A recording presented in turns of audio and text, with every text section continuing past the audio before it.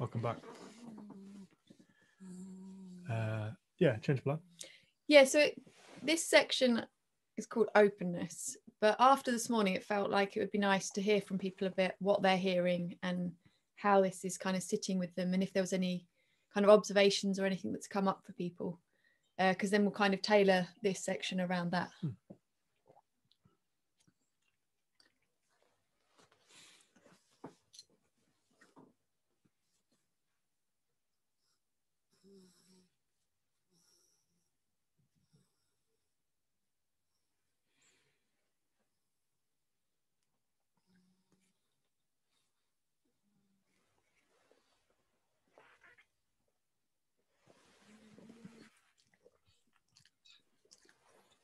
You want us to chip in?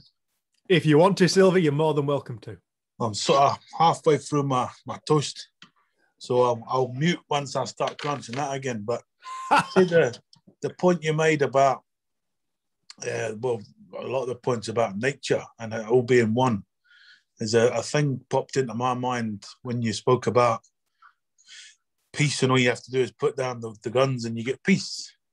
And I'm sure there's a recording at the end of the war, the Second World War, and it takes about 30 seconds for you to start to hear the birds chirping, and it's like the guns fall silent, and then you hear nature straight away within less than a minute. And I don't know if that's a good example of anything, but it sort of popped into my mind. It's like how we get wrapped up in our own conflict the whole time. Nature's still going on, and it takes for you to stop, put the weapons down, and then you can hear it again, you know. So maybe there's some sort of mad mental message in there somewhere. But I feel that, yeah, that's beautiful, man. I love that. I'm going to steal that. Yeah, use it. Yeah. I'm sure you can actually get the recording online. You can actually hear it. Somebody, because obviously they had like journalists and photographers and people with the radiograms and all that stuff going on and recording stuff. So pretty sure you can look that up. I don't know if Dave's joined us on this one, but he might be able to back me up on that one as well. Dave Hill. I haven't seen him.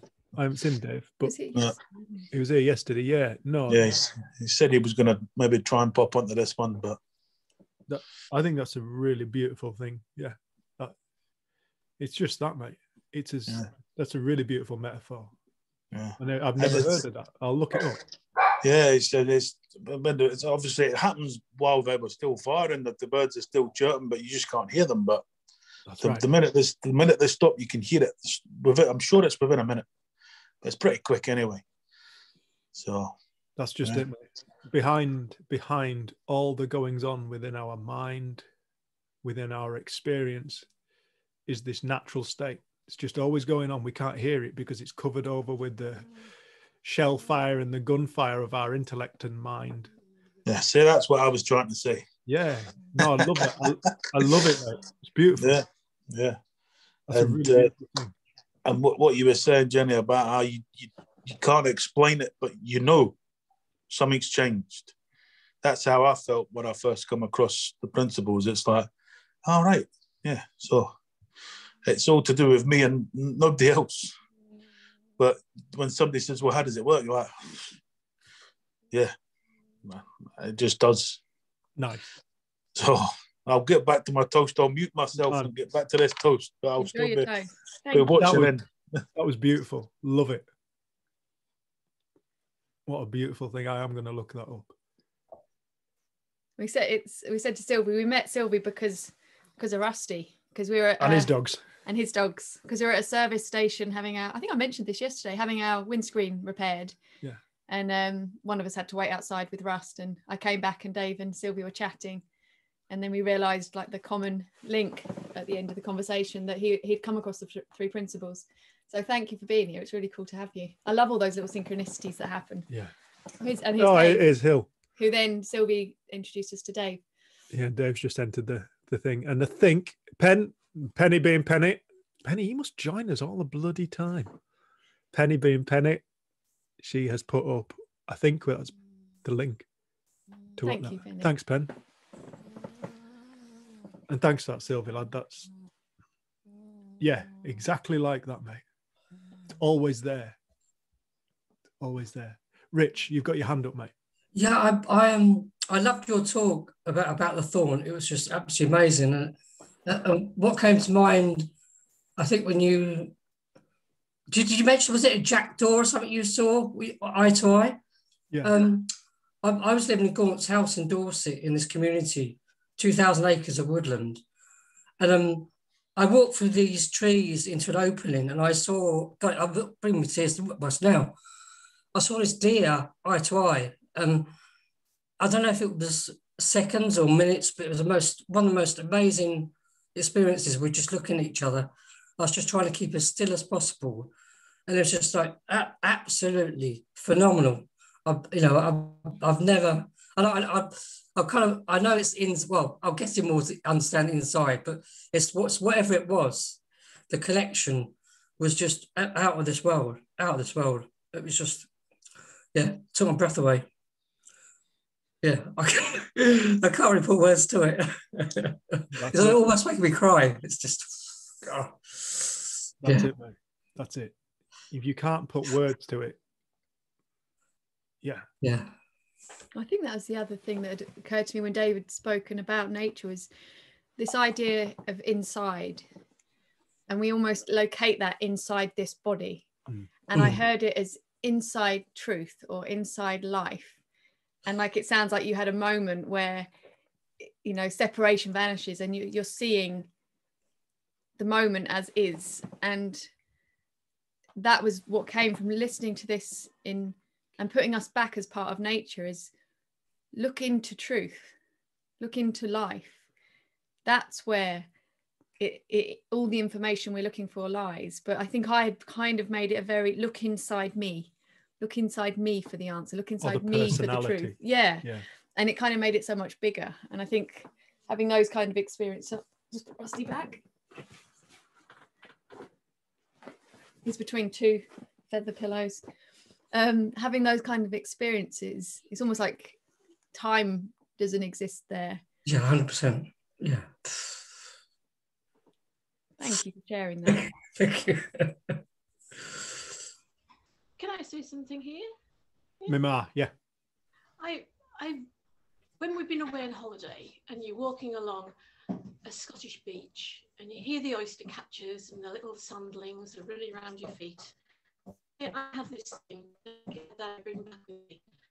When I'm no longer there, they'll still be doing that. They'll still be running along the beach. They'll still be screaming through the sky. It'll all be there. And it just makes me feel really calm, and I always take it with me everywhere I go.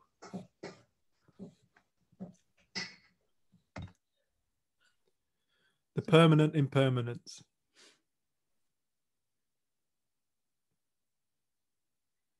Yeah, some perspective there. The permanent impermanence of life. I had a wonderful moment up at Hess Bank near Morecambe. Yeah. It was last year sometime. I hadn't been very well, and I was sitting in the car while I was walking the dogs, and I was just looking at the sky, and there was this gull. It was just to the side of the car. I've got a video of it actually. And you know how they just hover on the wind? And then it was a gale, but it was just going up and down in the wind, just floating and using the resistance of the wind to just float. And it was almost like it knew I was watching it. And it was one of those perfect still moments, like Jenny was talking about that. I just felt really still and calm and just watching this bird going up for about, I don't know, 7 or 8 minutes, just enjoying the wind and just being at one with the weather. It was beautiful. Moments of presence.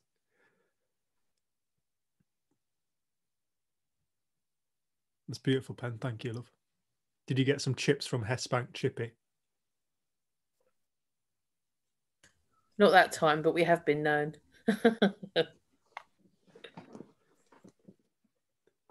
Actually, the bay is great for moments of presence. Yeah. Yeah, it is. It's beautiful. Angie. Angie. Yeah, I just wanted to talk about my husband's appreciation of nature now. It was never something that he would be interested in once upon a time. And now he can just see everything as just like beautiful and perfect, to do with nature, to do with the birds. We've just been watching the birds now flying into the nests. He had a bee on his hand the other day. It's just completely different to how he used to be. He had no interest at all. And now that part maybe of his memory's not there anymore. He's turned into this nature lover. And it's nice to see. So I don't know, sometimes when somebody has a personality, like the memories and the thoughts, because as you know, he wasn't very nice once upon a time. But all that seems to have gone now, and the nicer side is coming through. And I just think it's lovely to see him feel this way now about nature when he just wasn't bothered before. I wish he'd been like this before. You know what I mean? It is just lovely to see. You can sit in the garden for ages and now watch the birds flying in the boxes, and the butterfly landed a couple of weeks ago on the bushes in the garden. And he loves it. Absolutely loves it. He's talking about you. And you love of your birds. Oh, yeah. Yeah, I love them. You do now, don't you? Yeah. Always have. So yes, so just thought I would share that. That's beautiful, Ange. And thanks very much. Yeah. We've got so many coming in and out. We have now, yeah. They're just flying one end to the other of the garden. Yeah. So anyway, just wanted to tell you that bit. Thanks, Ange. Thanks, love. And thank you, Angie's husband. It's Marshall. Thanks, Marshall, thank you, mate. Bless you, buddy. I think this is it. And it's like you said there, Ange, you're saying about the perfection of nature. This is what I really want people to get a sense of when we talk about this. We are all nature. Nature is absolutely, inexplicably perfect. We are all nature.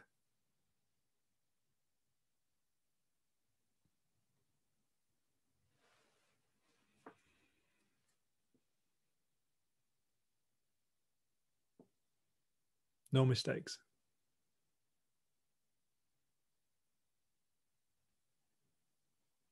No hierarchy. No right and wrong. No good and bad. Those are all ideas within our mind. Perspectives. No worthy and unworthy. Doesn't exist. It does not exist. It does not exist. Not in truth. We are all that perfect nature. Thanks, Ange.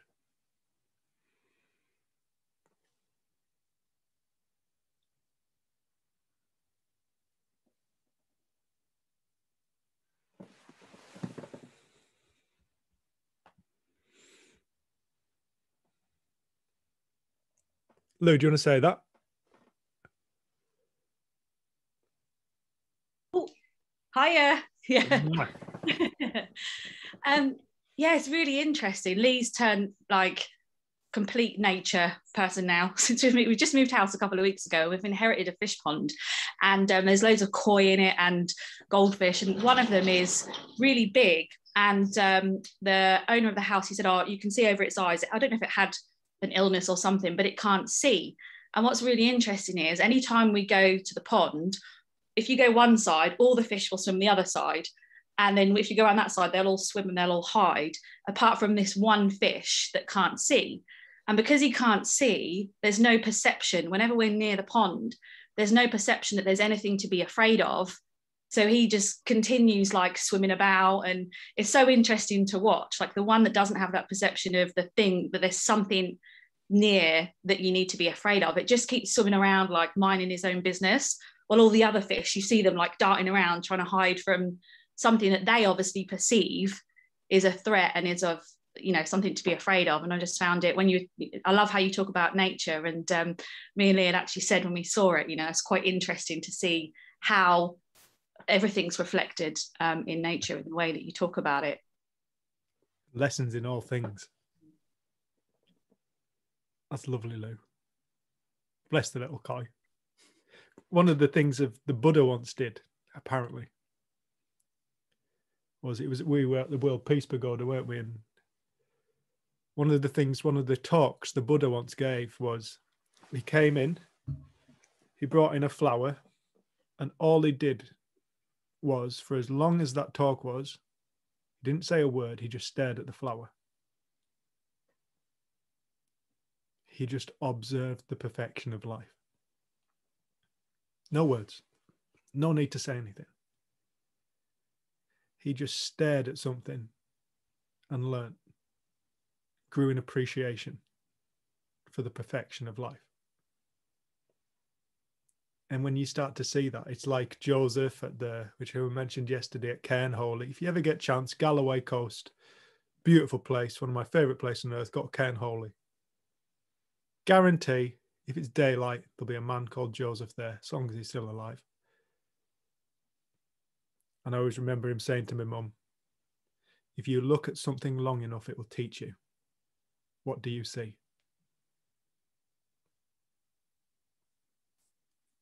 And you see there's lessons in all things, but the lessons come through us. They come through. Is that not a miracle? Knowledge comes into our awareness. From where? Where does it come from? Where's all this knowledge? Where is it all? Where's it all coming from?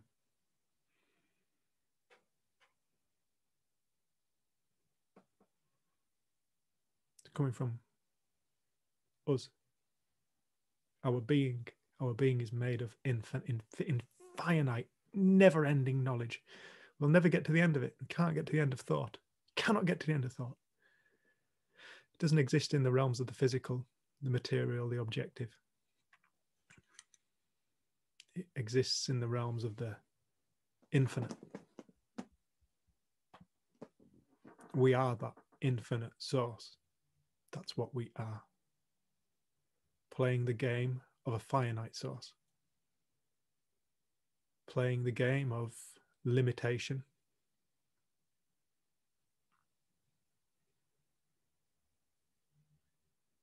Misidentification.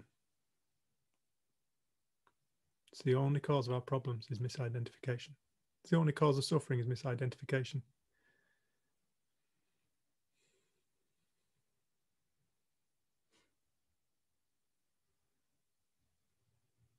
Thanks, Lou. Give your fish a stroke from us. Net's got a hand up.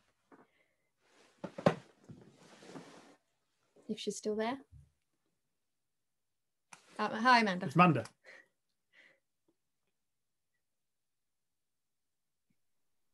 I was just reflecting after yesterday, which I thought was beautiful, actually, such a beautiful day, the whole day. But I think this morning I was just reflecting on the last few months, and our daughter was, let's just say it was a bit challenging behaviour that I didn't really understand. But and at one point, I think I just felt quite heavy, you know, with that, not understanding what was going on for her, and struggling in myself. And then after a couple of weeks or something, I thought about you, Dave, talking about trees. And I think I must have had that image of the tree that you showed earlier with when it had broken and all the shoots came up and stuff. And something about that must have helped me anyway. But I'm just reflecting on it after this morning, just thinking in terms of, although in our human form, it's like we're, I suppose cellularly we are carrying like our ancestors. It's our DNA, but we're also carrying conditioning from our ancestors as well. So I was just thinking about what happened with her. And it's almost like maybe sometimes a bit of behavior comes up that we may not understand.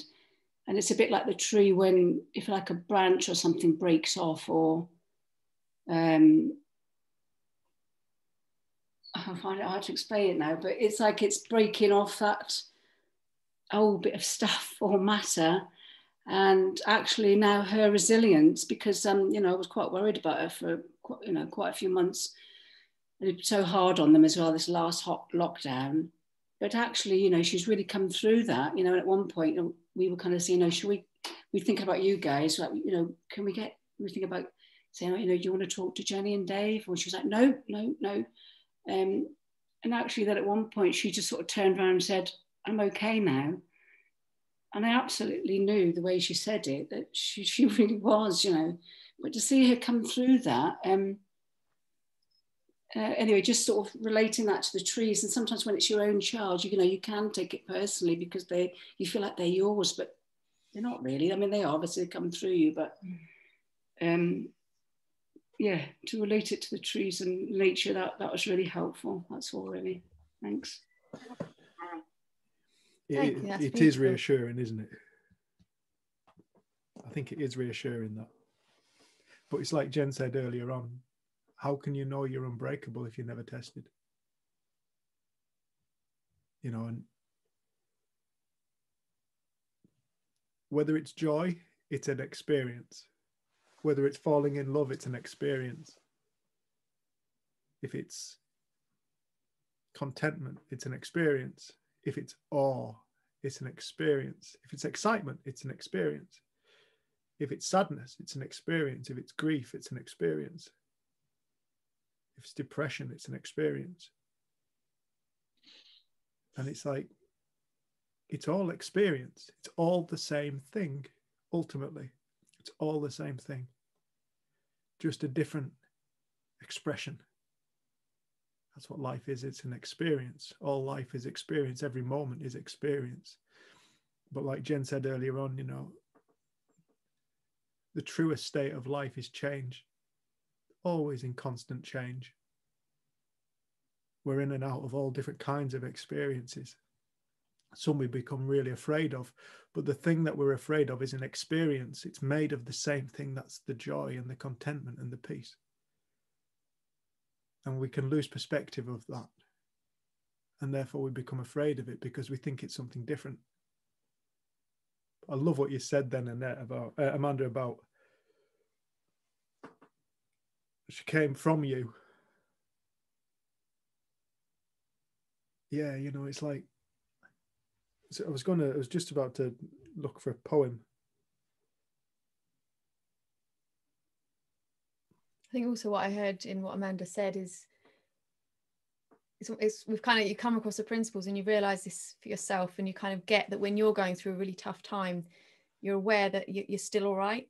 But then sometimes with a loved one, you really want to take it away. You don't want them to have to experience that pain or upset or struggle, and you like want to take it from them.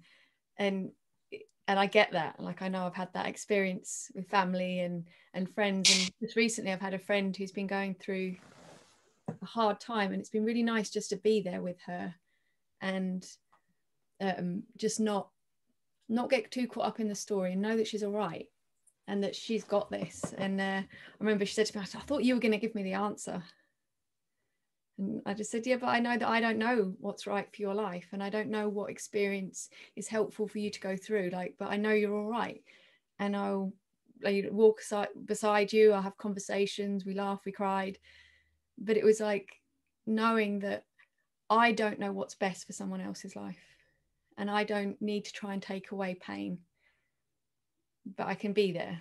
And I think I always remember at the very first Three Principles conference, a guy called Joe Slack did a talk, and he'd been really good at basketball, and he got a scholarship, I think, to a good university. And then he had a breakdown, and he found himself in a psychiatric ward for quite a period of time. And then he said the moment he started to come out of his psychosis and his suffering was when he was like curled up in a ball on his bed, and somebody walked in, put their hand on his back and sat with him. Didn't say anything, didn't try and get him to stand up or do anything. They just sat with him. And then after a period of time, they left. And he said there was something in that started to wake something up within him. And I remember hearing that story, and he said, you know, he doesn't know if it was family or a nurse or who it was, but it was just that acceptance of where he was and the comfort. And I think sometimes we think it's more, and sometimes there are words that can be said and can be helpful, but it's just that knowledge that people are all right. They just get lost in there. They get lost. But we have everything we need within us. And I think just being able to see that in others when they can't see it for themselves is an incredible gift. So it sounds like, even though, you know, you saw as a parent, you had that wobble, but you kind of, there's enough that you knew she was all right, even though it's like, whoa, I want to take this away. So that in itself. It's a gift.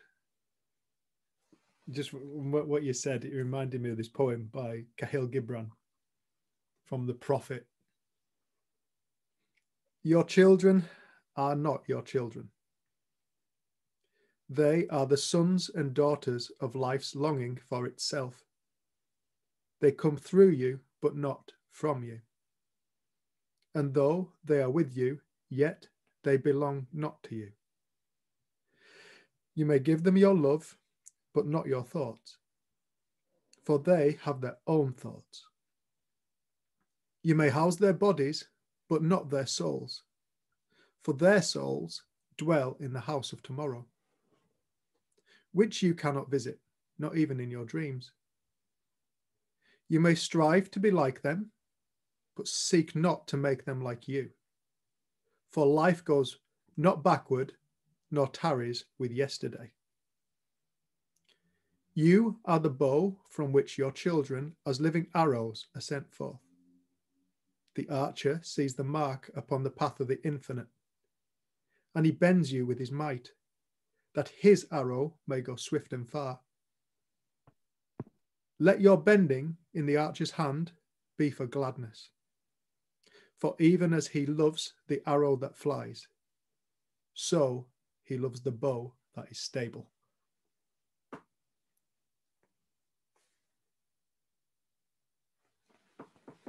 We all have our own lives to lead. There's no wrong life.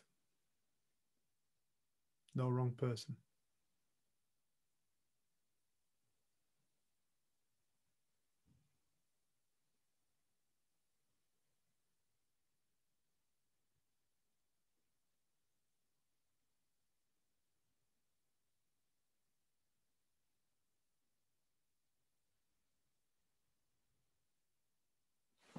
Debbie, did you unmute a little while back? Oh yeah, hey, thanks. I was reminded of something by the koi fish story, an image that I saw in the news. It was an aerial photo, like a bird's eye view of a guy going surfing. And you could see there was a dark, shadowy figure in the water underneath next to him, and it was a shark. But he didn't know the shark was there, so he just went surfing, and then he got out and he was fine, and he wasn't scared because he didn't see the shark.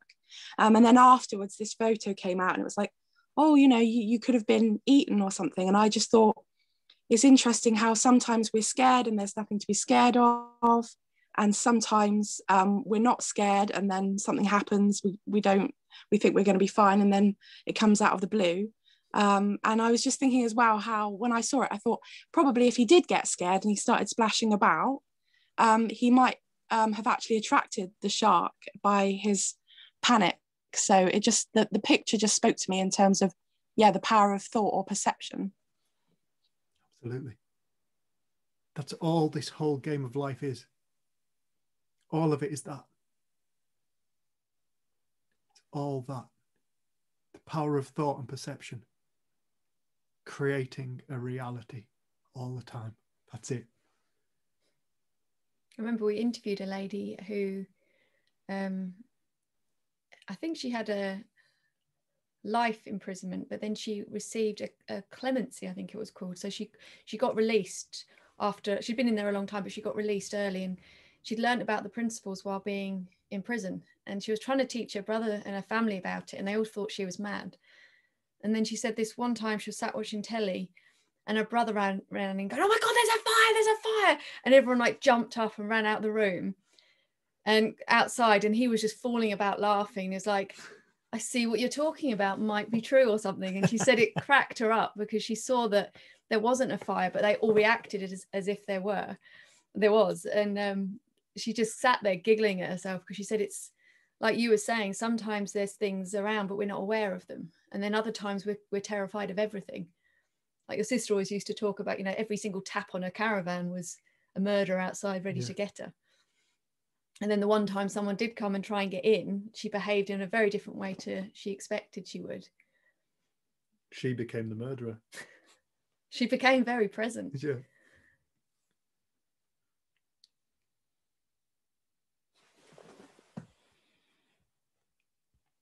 Lars, just send us an email. I'll send you that thing, mate.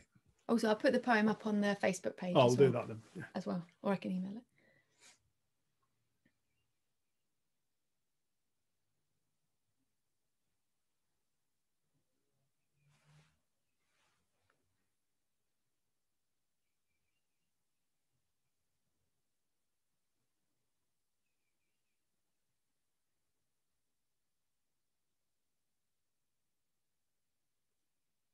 It's funny, we're sat here now.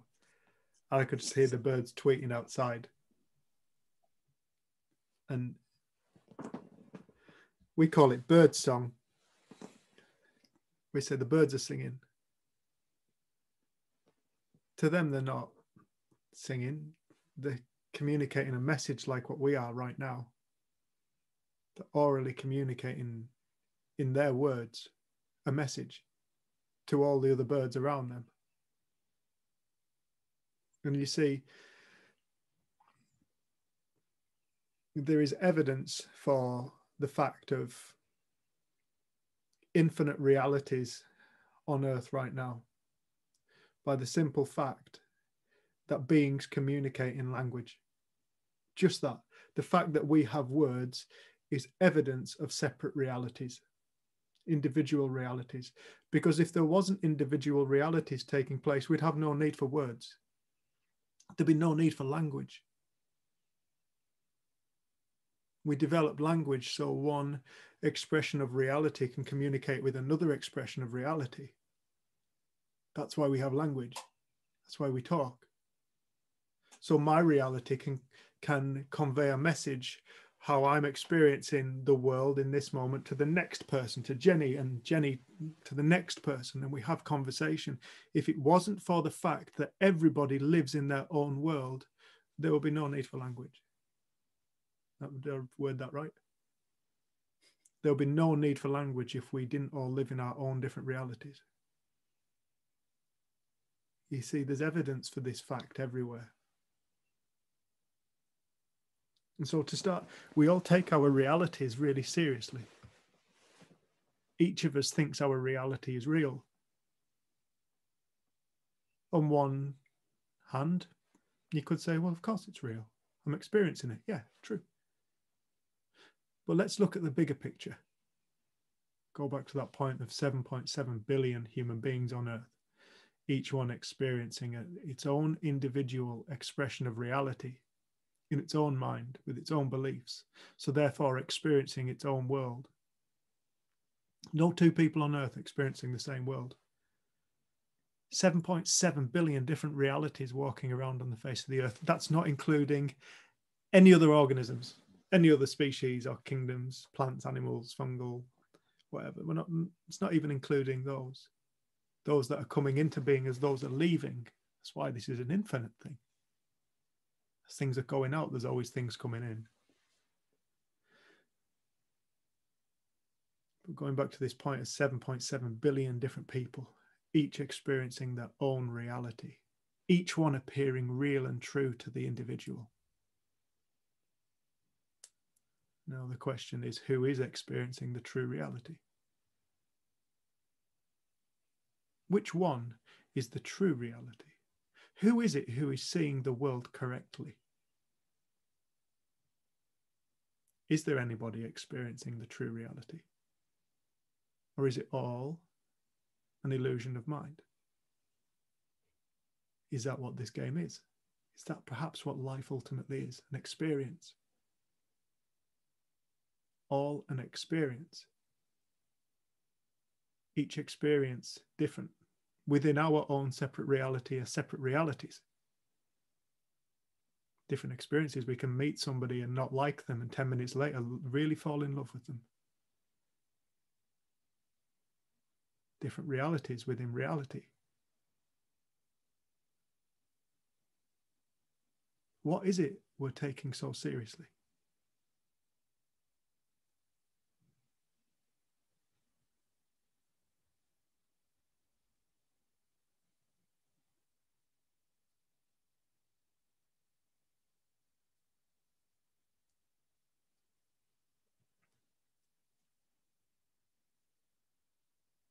I think that realization can allow you to become a better listener, because you see that other people are not seeing the same world as you. So you have to listen deeper.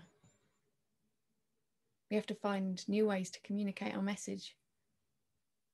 I always remember with my ex-husband Rudy, I used to get really frustrated because I'd try and tell him something and he wouldn't understand, and I just keep trying to tell him, and I think, you just being stupid.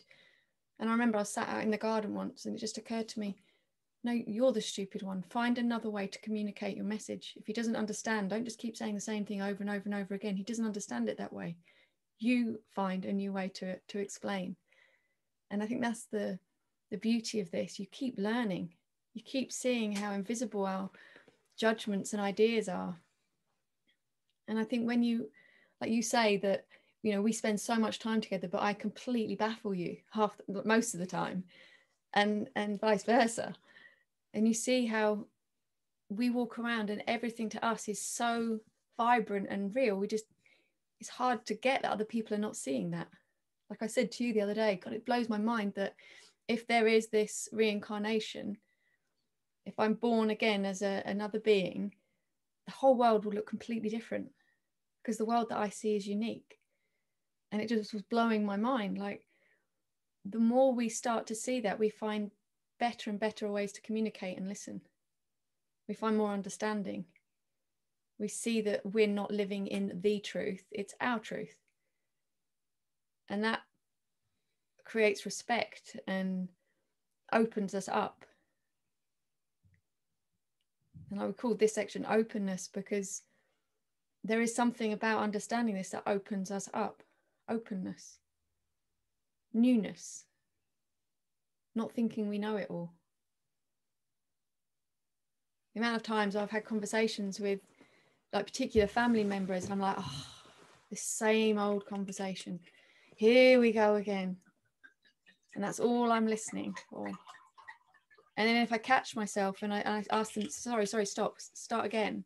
And I truly listen, I can hear something different. And I think that's our opportunity, is that we expect and want things around us to change or people to be different, and we don't realize that the wake up is to look inside. The experience that we're in is coming from the way we're viewing it. And that's why it's such a helpful conversation. I know that Mara came and gave a talk at an event that Fiona and Peggy, I think, put together for youth, and it was quite a few years ago now, but she gave this incredible talk where she said they went to do a mediation with a company who had been audited 3 years in a row or something, and they couldn't ever get through it. And if they didn't get through this next one, they were going to close that division of the company. And she said, they'd just been arguing for years. And she said they went in, and for 3 days they shared the understanding of the principles.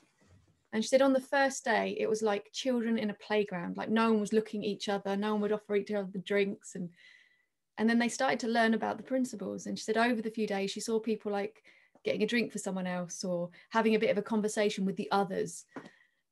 And by the end of the 3 days, then the fourth day was a meeting to try and get it sorted. And everyone got honest. And the people who were doing the auditing said, look, we've been going really hard on you because we don't like you and you're awkward. And we're like, well, the people being audited said, well, we're being awkward because we don't like the fact that we have to have this. And they managed to sort it out in a day, something that had been going on for years. And it's like, as soon as we start to see the role that we play in our experience, the way that we show up with other people changes and is different. It's like the most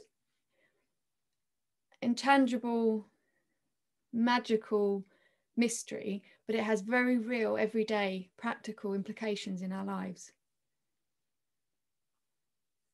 And I think it seems to help us put our ego to the side for a moment. It seems to allow us to take life less personally. And when we do that, we listen different. And like I said to Dave earlier, after he'd spoken about the thorn and the interaction, and I said, I was sat there, I had nothing to say. And he'd kind of looked at me, I said, oh, maybe we should have just had a break then, because it felt so peaceful, or I felt so peaceful. And then you said, yeah, but it was good because then we actually had a bit more of a conversation where we do bring it back to being human and a bit more practical. And it's almost that dance between this bigger, deeper intelligence that we can only sort of intuit or get a sense of, and then the everyday practical things in our lives that we notice. And there's been times we've given talks where we thought that area was so profound and so amazing, and then when we get feedback, people are like, when you told that story, and you're like, what, that story? I almost didn't even tell that story, but there was something in that struck someone and they heard something.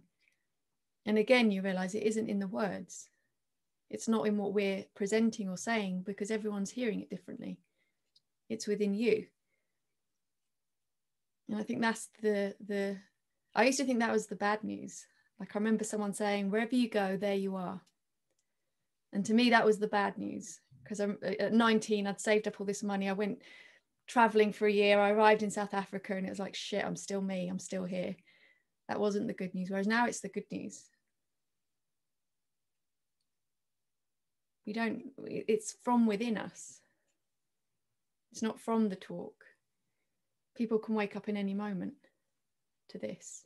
Even if it's a moment where you just, I don't know if Richard catches the eye of a deer and just stands there and just wonder. Or Penny and the seagull. Like those moments, like it's so much closer. And when Sylvie said about, a minute after the Second World War finished, the sound of birds, like the peace, the nature was there. It's never far. There's nowhere for it to go.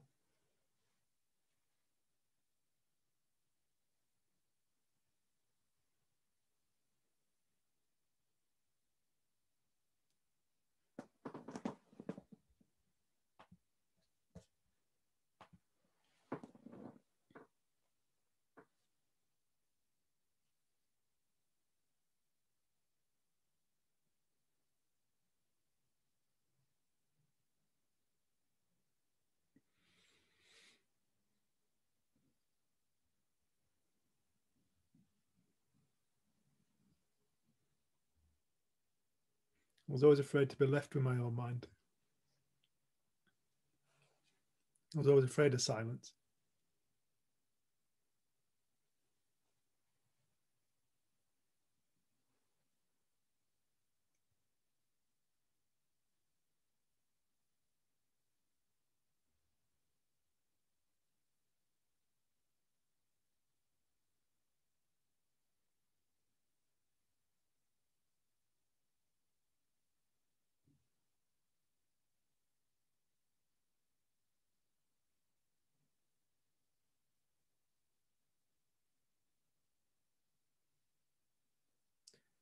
It's funny how one realization, one new thought, one new experience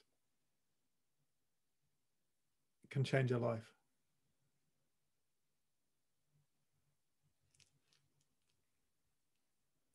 It's also really interesting how we can think we know what experience we need to experience in order for our life to change, and then go in search of it.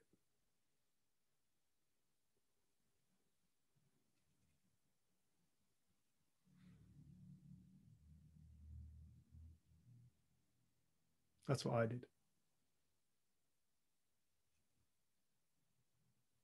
I had no idea that the very thing I was looking for was something that I would never have thought to look for, but was already within me.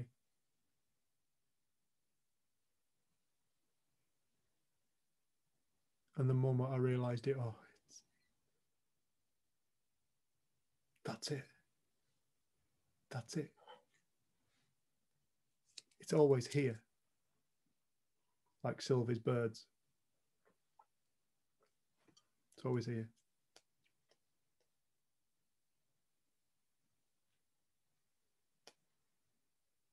I realized it was within every single being, no exceptions, because there can't be an exception. It's totally and utterly impossible.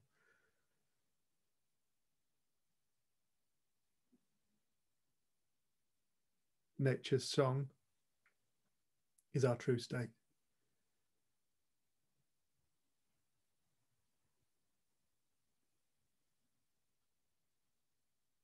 And the moment I realized that, I was free. Total freedom. And people have said to me in the past, Dave, I want your freedom. And I'll go, okay. Could you describe how you see my freedom, please? And they'll say, you're always happy and you love everybody. And I turned around to that individual and I said, well, that's not true, but I do consider myself to be free.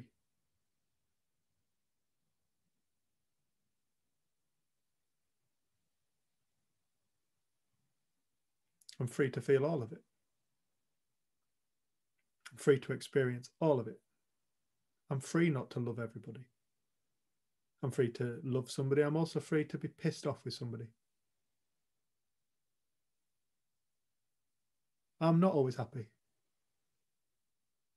but I'm free to feel those feelings too.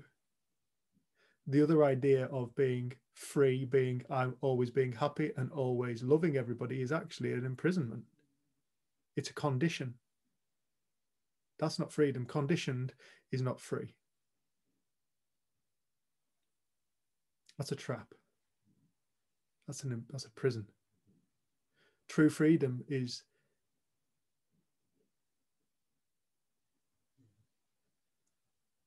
allowing ourselves to feel.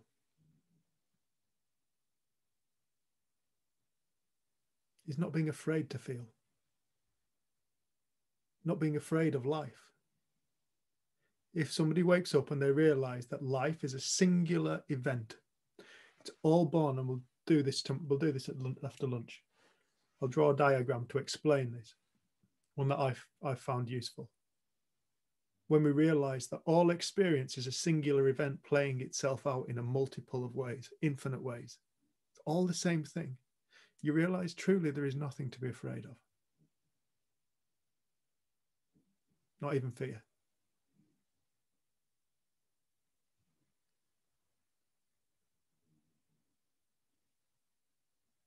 And that's where freedom's born. Because now we're free just to live. Not afraid of death, because life is a singular event. Life and death are the same thing.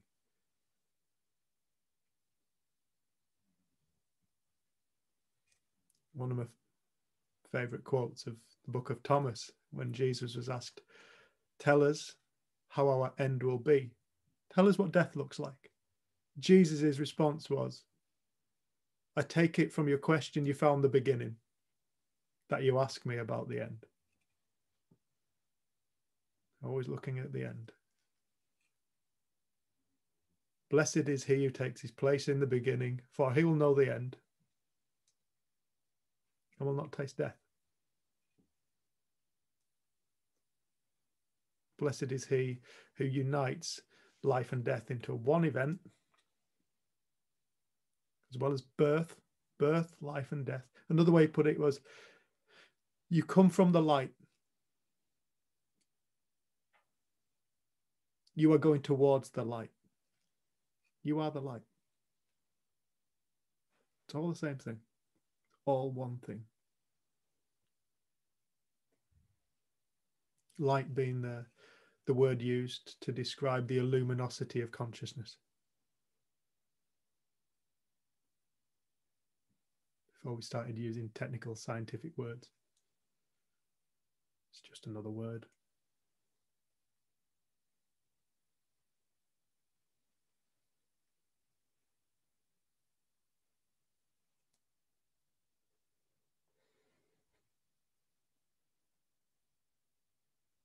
What everybody is truly looking for is themselves. Again, not the ego, not the story, not this part of ourselves or that part of ourselves, or the happy part of ourselves. No, none of that. It's an inexplicable. It's that question. It's the answer to the question, what is life?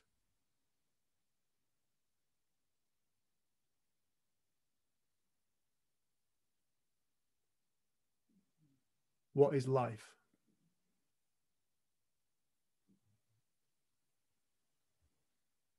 Without a character.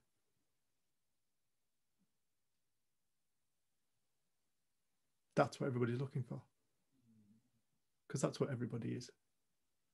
Every single one of us is all the same thing. Disguising itself as a somebody.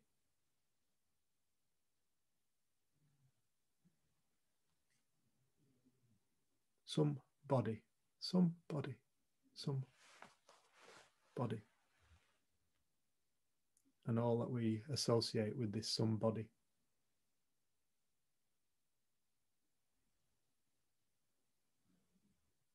Because who we are without that somebody is the same thing that is Penny's cat. Without his or her character.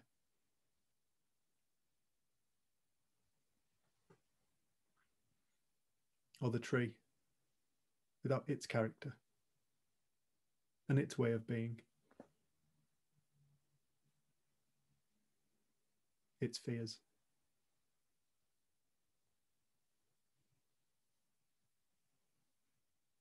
Because they have fears.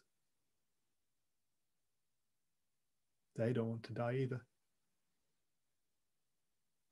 That's why they protect themselves from pests, releasing tannins and stuff that caterpillars don't like. That's why they do that. They want their earthbound experience too.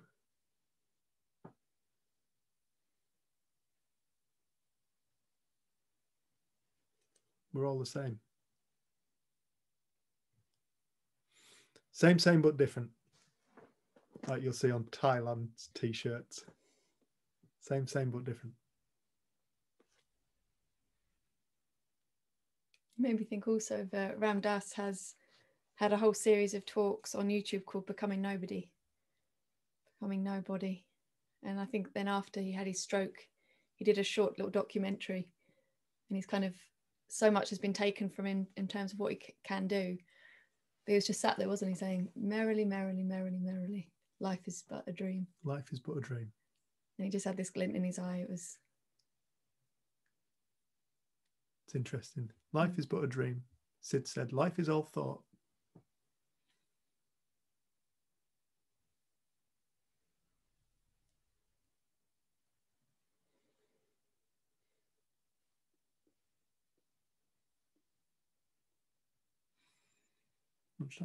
Yeah, so we're coming back at 2:30 because Bill's speaking at 4 o'clock. Taking my schedule. So back at 2:30, which is UK time. Yeah. So that's an hour and 50 minutes. Is that right, Dave Hill? You are the genius when it comes to time. Yeah, you're right. Thanks, mate. I love it though, because I sent Dave our itinerary and he managed to correct me because I still had it on Greenwich Mean Time rather than the British Summer. And also the fact that we'd then scheduled another meeting tomorrow at the same time that we were doing this. And I was able to then change it. So I hired him. Thanks, David. A pleasure. Yeah, so Don't we'll be ask back him at to read a 2:30. map. Say that again. Just don't ask him to read a map. He's good with time, but not direction. Sylvie, that's a bit harsh. Love it. Right, everyone. Have a little lovely lunch. Go and enjoy the sun. See you in It's an sunny hour for and you. 50.